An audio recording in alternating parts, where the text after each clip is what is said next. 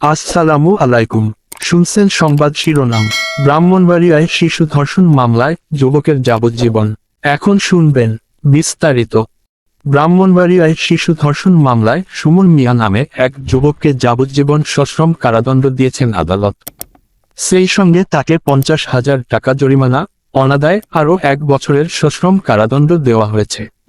বুধবার 13 নভেম্বর দুপুরে ব্রাহ্মণবাড়িয়া নারী ও শিশু নির্যাতন ট্রাইব্যুনাল 2-এর বিচারক রেজাউল করিম এই রায় দেন।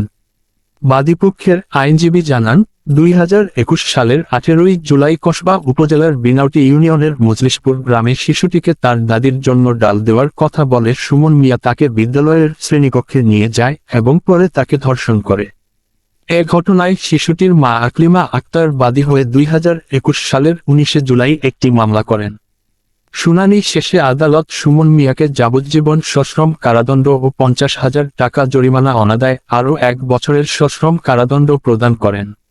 এ বিষয়ে রাষ্ট্রপক্ষের আইনজীবী পাবলিক প্রসিকিউটর বীর মুক্তিযোদ্ধা আব্দুল কাইয়ুম রায় সন্তোষ প্রকাশ করে বলেন, এ ধরনের ঘৃণ্য কাজের এমন দৃষ্টান্তমূলক রায় হয়ে সমাজে অপরাধের প্রবণতা কমে আসবে। আসামিপক্ষের আইনজীবী হারুনুর রশিদ খান রায় অসন্তোষ প্রকাশ করে বলেন, যে রায় দেওয়া হয়েছে তাতে তারা সন্তুষ্ট নন।